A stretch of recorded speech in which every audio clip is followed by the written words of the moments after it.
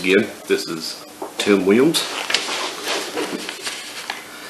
and we're continuing our series of keeping our eyes on Jesus, our walk with God. And today I'm going to talk about something that affects everyone: worry. Do you know that we worry about everything that goes on in our lives? We do.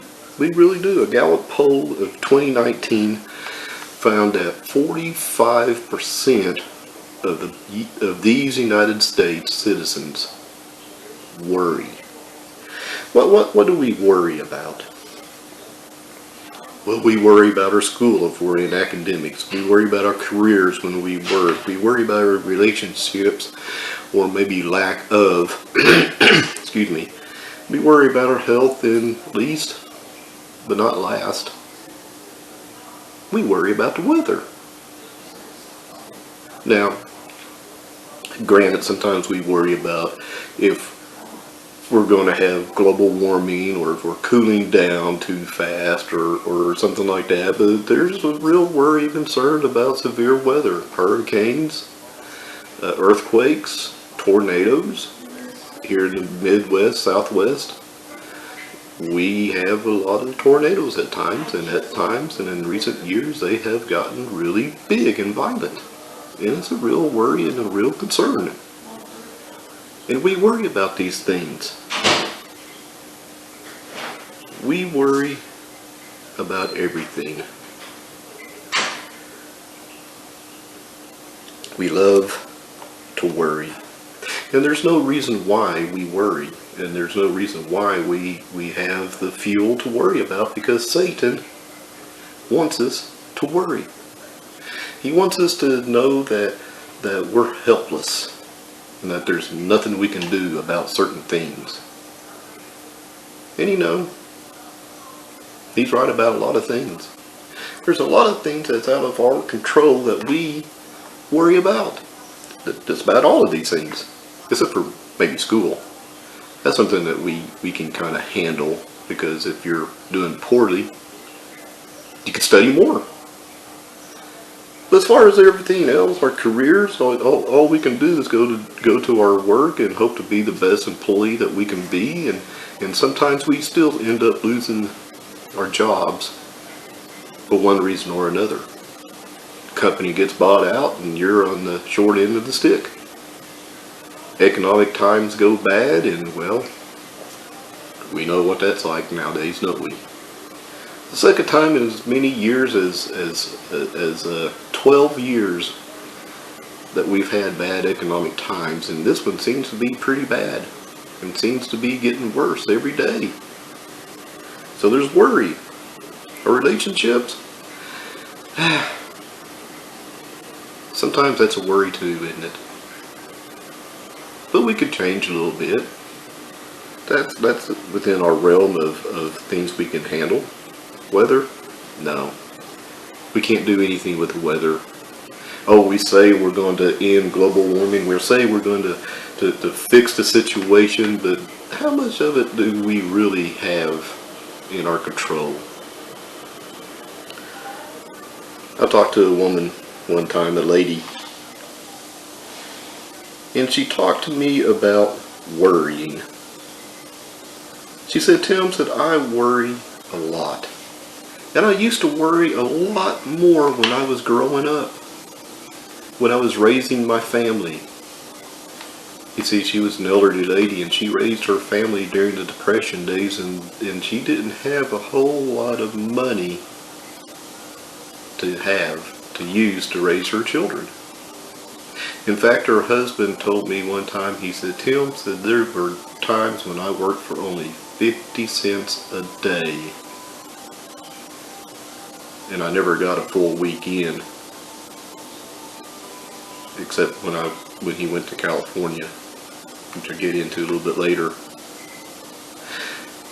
He said, "The best times of my life was when I was able to make $1 a day."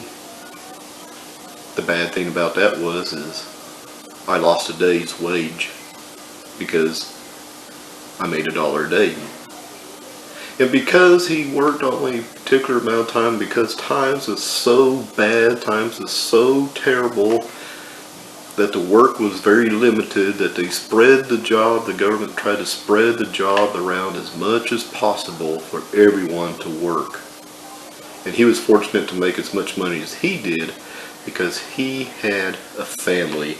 And of course, this was times of the WPA, the Work Program Association, that was set up by the government to try to spur the economy. Like I say, he was fortunate because he had a friend that told him about going to California and pick cotton, harvesting cotton. And he went out there and the guy, he talked to the owner of the fields. He liked, the owner liked this guy so much that he made him foreman or in charge of both of his fields. And so he made a little bit more money. In fact, he made more money there in one season than he could in a whole year working for the WPA. And that helped him, tied him and his family through until the next year, with only being able to pick up an odd job here and there. But they never had a whole lot of money at all in their days. Well, this lady told me that she worried all the time. She worried about her kids being too healthy. She had 3 boys. She lost a girl. With her 3 boys, she worried about them being well, because if they're well, then they're bound to be sick. And if they was sick, are they going to get well? Because she had a loss of life. And of course, they had no money for a doctor. And the doctors, they took trade, but still they didn't have a whole lot of money, and medicine was still, cost money or cost you something, and they just didn't have a whole lot of money. And she said, Tim, I finally figured out that even though I still worry, all that worry did one thing: waste time. That's what Satan wants us to do, to waste time. When we're sitting back worrying and feeling woe is me and there's nothing that can be done, Satan's winning. He's winning the battle against us. We bemoan the fact that we're having bad economic depression. We moan the fact that a virus is going around. We bemoan the fact that this doesn't seem to be much hope out there. And we're worrying ourselves sick. We're worrying ourselves to the point of domestic violence is up across the scale, no matter how you look at it, in any economic period of time. Unfortunately, it's always on the rise because we worry. But do we need to worry? Being a Christian, we shouldn't have to worry. And the Bible says we shouldn't worry, and we know that, and we say that. But why do we worry? It's really because sometimes deep down we just think that God doesn't care one way or the other, maybe.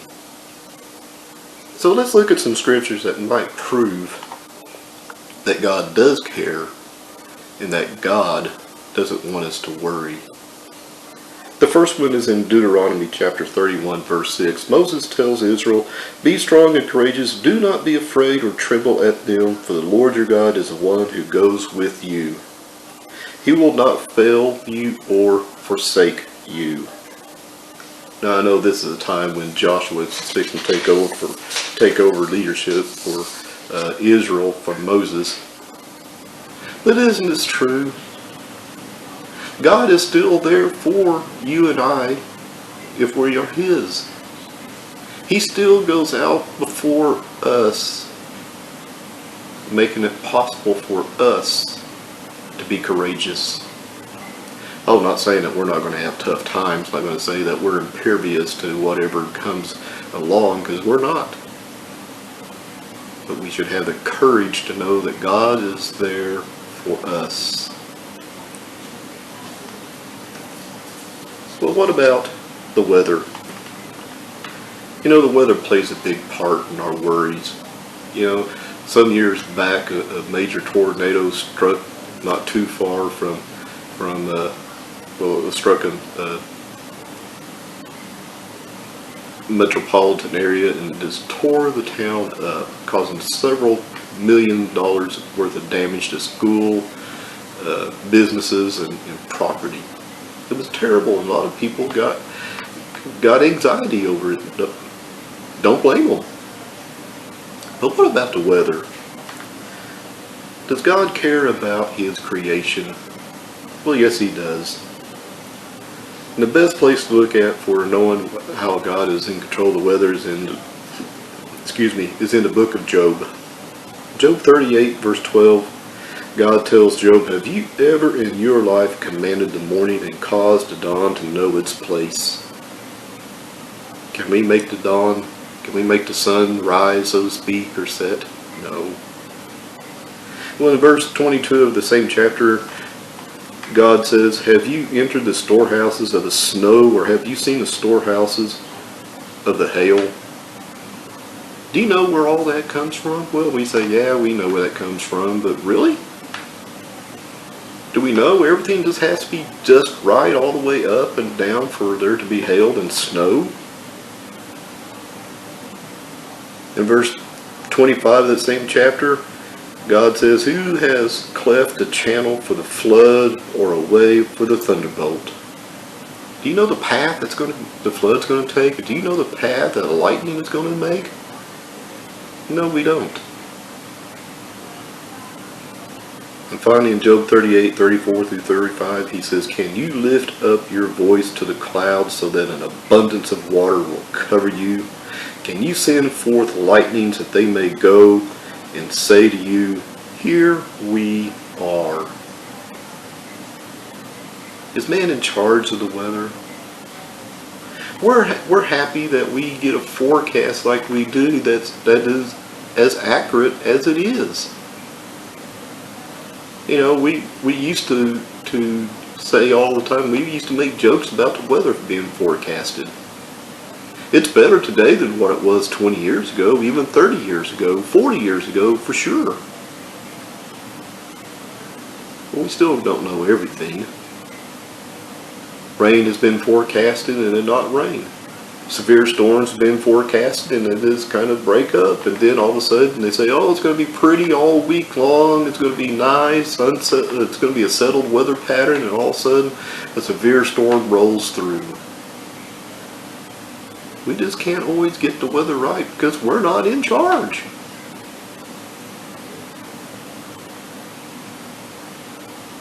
But what about our health? Our health plays a big concern for us, doesn't it? We're all getting older and our health is failing, and we have this pandemic still going on and people are still going crazy over it. Is there anyone that can predict one's life? No. But God knows exactly how long we will live on this earth. And in Psalms 139, he talks about that. 139 verse 16, God says, or David says of God, "Your eyes have seen my unformed substance, and in your book were all written the days that were ordained for me, when as yet there was not one of them." God knows how long you and I are going to live. Now there are some things that we can do to shorten our lives. We can worry to the part, we can worry so far that we get to the point of hopelessness and that there is no hope left at all, and we could take our lives, and God doesn't want that. And we can go off to war and be killed in action.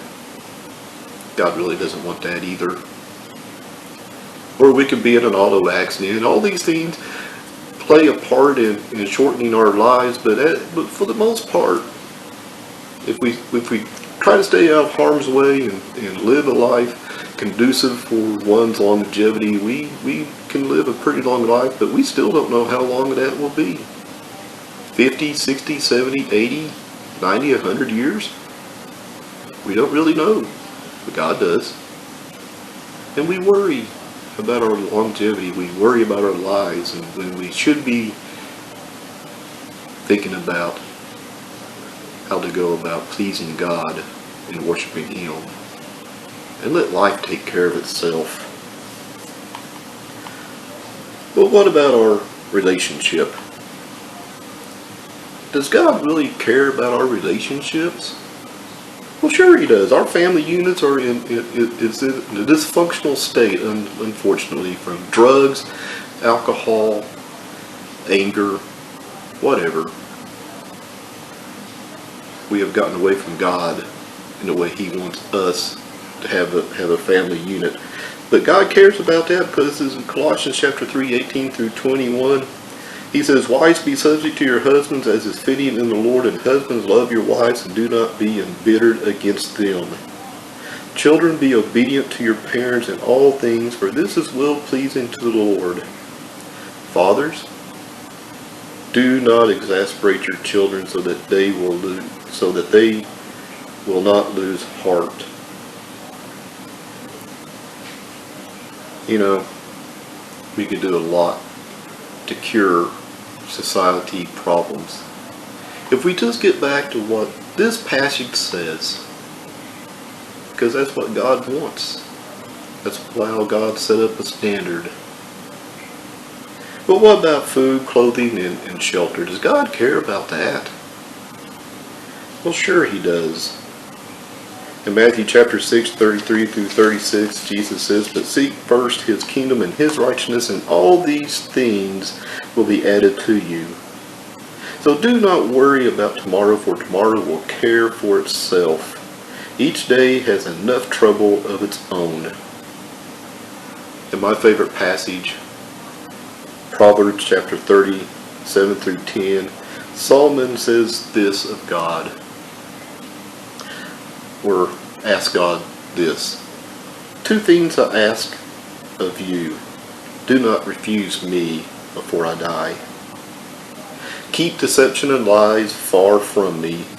Give me neither poverty nor riches. Feed me the food that is my portion, that I may not be full and deny you and say, 'Who is the Lord?' Or that I do not be in want and steal and profane the name of my God." You know, actually 7 through 9.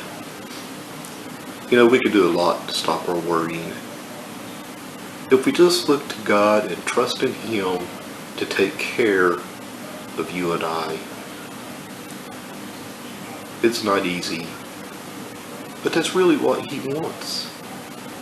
He wants us to understand that He is there for us and that He has always been there for us. He created this whole world for us, and it keeps providing for us. There's not another planet in this solar system that we could conveniently go to and get what we get here on this earth that He created. So why worry? Well, I guess in a way we're all going to worry, but we need to quit worrying so much that we're afraid to do anything or be lost in hopelessness. Because when we lose our hope and we say, "Woe is me," Satan is winning the battle for our soul. And we need to win. Because the alternative to heaven is an eternity with hell, with Satan. And that's not a pretty picture. God wants us to be with Him. But we can't do it if we're stagnant and we're just wasting time worrying about things that we really don't have control over. Only thing we can do is take what God gives us, be happy about that, thank Him, and strive to do His will. And He will take care of us. Might not have the best, might not have the most, might not have hardly anything, but we'll have Him. And that is more than anything else that we could ever acquire. I thank you for your time, and I pray and hope that you'll have a good week. Until next time, thank you.